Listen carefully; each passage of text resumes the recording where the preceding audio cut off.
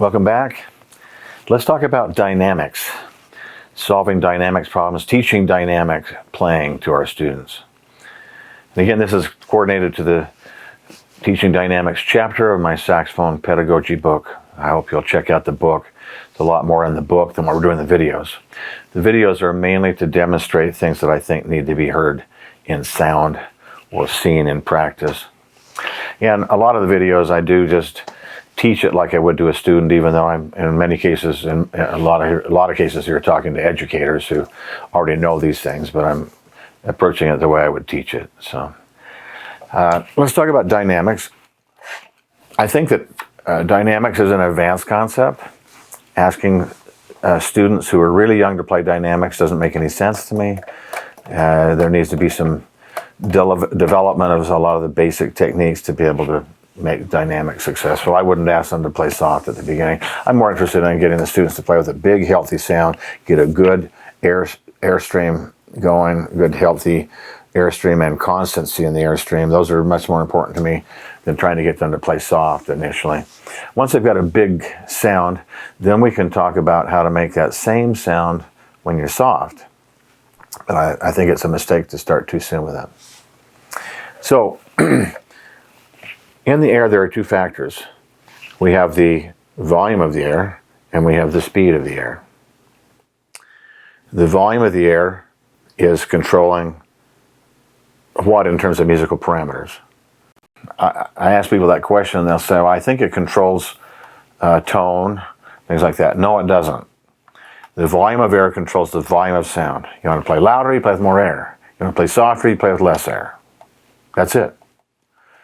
The speed of the air controls everything else that matters to us. It's the speed of the air that controls whether we're centering the tone and keeping our tone.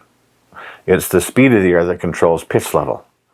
It's the speed of the air that controls response. The speed controls everything that matters. Now, the fact is, physically, volume of air and speed of the air are joined at the hip. So it's normal if we pull back the volume of the air for the speed to pull back also. So now we pull back the volume of the air to play softer. The speed pulls back, we lose tone, we lose pitch, we lose response, lose the octave we're playing in, problems. So somehow we have to learn how to divorce these two elements. Of course, this is done with compensations with our embouchure, oral cavity, and the like. But by doing those things, we can synthetically separate the two so that I can play with less air and keep my speed up. This is tricky. And for the average person, they play softer, the speed drops, and everything goes out the window. So this is what we're really teaching. I need to keep my speed up with the volume. My speed up with the volume. I have another graphic way of illustrating this. Let's say that this represents the volume of the air, how much air I'm using. This represents the speed of the air as it's moving. Now, when I'm playing loud, it's a large volume moving quickly. When I'm playing soft, here's what usually happens to most people. I'm starting loud, it's a large volume moving fast. I go to soft, and it's less air, and it's moving slower than it was. Now, I don't have enough width here with my screen. Maybe if I back up a little bit, you can see this better. But I've got a large amount of air moving fast. I go soft, and it's less air, and it slows down. That's a problem. So what we've got to do is, it's a large amount of air moving fast, it gets soft, and it's moving just as fast. Now I'm going to do a little fast. I'm moving fast with loud, then I go soft, and it's still moving just as fast. Still just moving the same. This is the hard part to get across. So how do we get this to happen? First of all, by focusing in a little bit smaller on the embouchure. Pull the drawstrings on the embouchure. By focusing a little smaller, we can speed the air up. By using our tongue, certain ways in the oral cavity, we can speed the air up. By increasing our drive in our stomach and our stomach muscles, our breath support, increasing the drive behind the air can help to speed up the air. There are various parameters here. So one of the exercises I like to have students do is a 5-note scale exercise. Okay, now can we play that soft and still have the same sound? That's what typically happens. I've lost tone, I've lost pitch level. I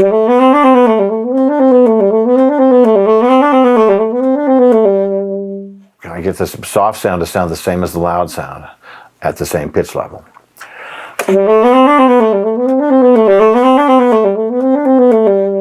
That's a very good exercise. And you could do 3 levels of it. You could do loud, then soft, like fortissimo, then mezzo piano, then pianissimo.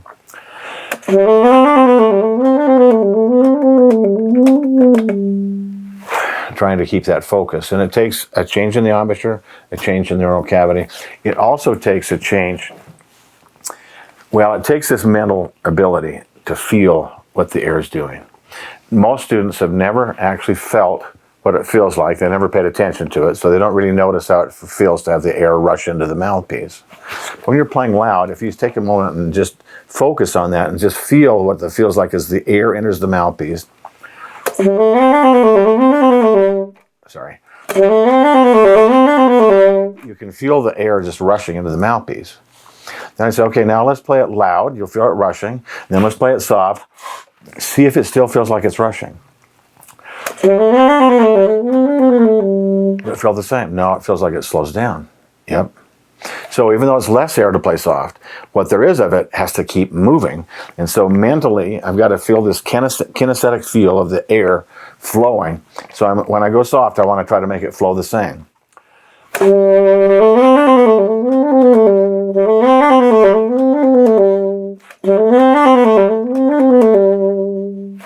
It's still flowing, even though it's less air, it's moving. This is the big thing about playing dynamics. And I would really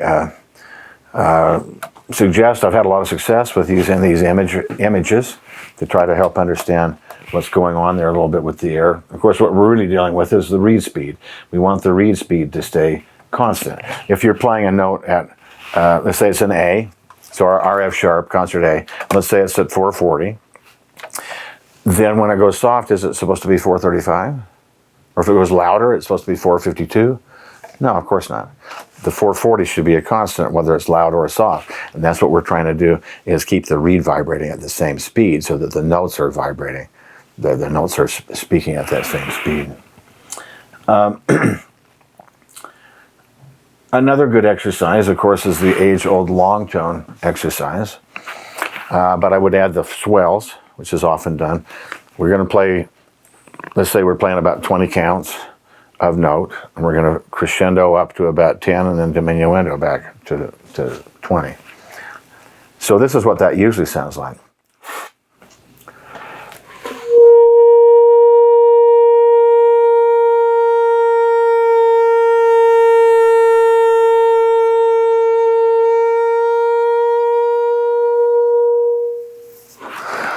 It gets flatter when we play louder. It gets sharper when we play softer. This is a great exercise, especially if you do it with a tuner, where you can watch and see, okay, am I keeping the pitch solid? So as it gets louder, I've got to hold the pitch up, and as it gets softer, I've got to try to make sure it doesn't go up too high, hold it down. So now, this is how I'd rather hear that, of course.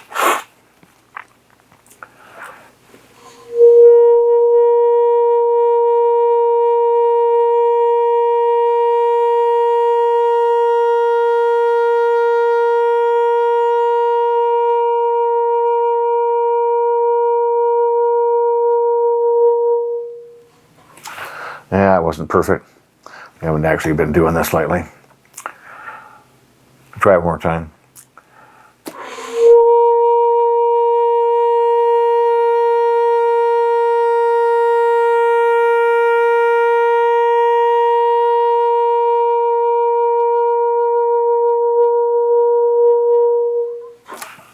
Maybe a little closer.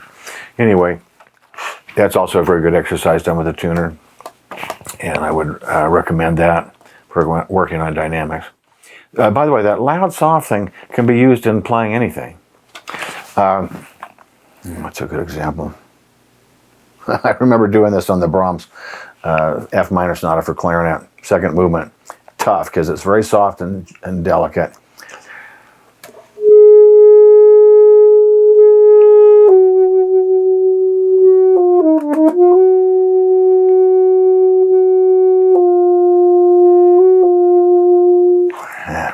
I haven't played it recently, and I never played it on saxophone.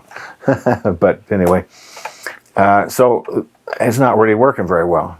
So let me take and play it loud.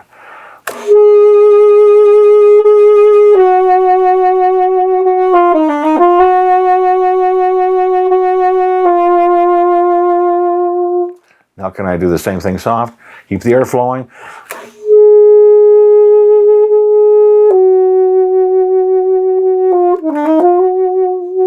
The fingers.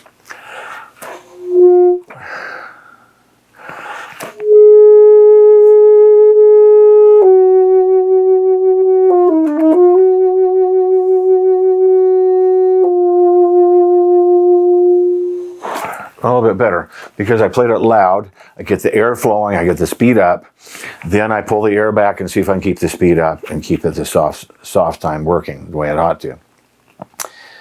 What we don't want is for the tone to spread.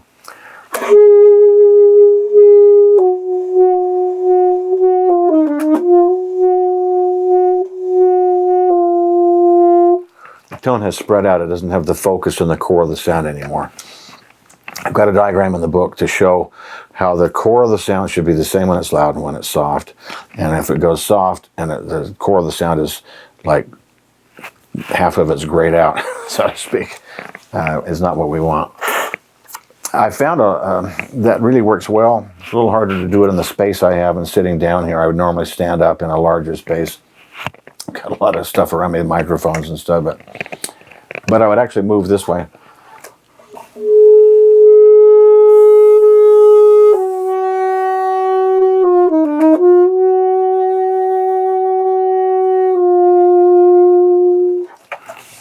I'm not demonstrating that very well. It should be a figure 8.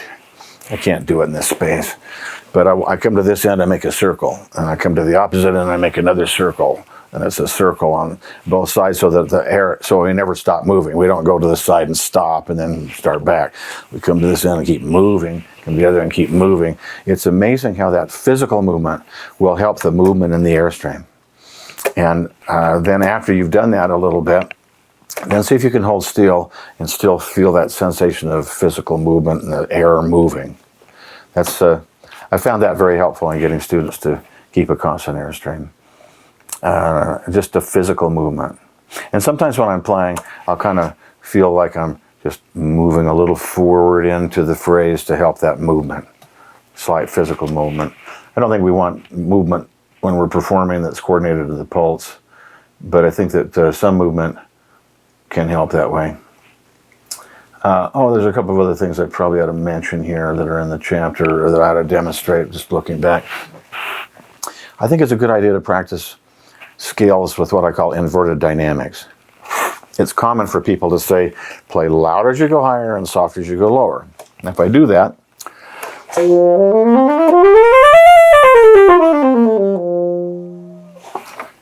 it's really not what we're after. The loud notes are automatically perceived as louder. The high notes are perceived as louder, and the low notes are perceived as softer. I would invert that.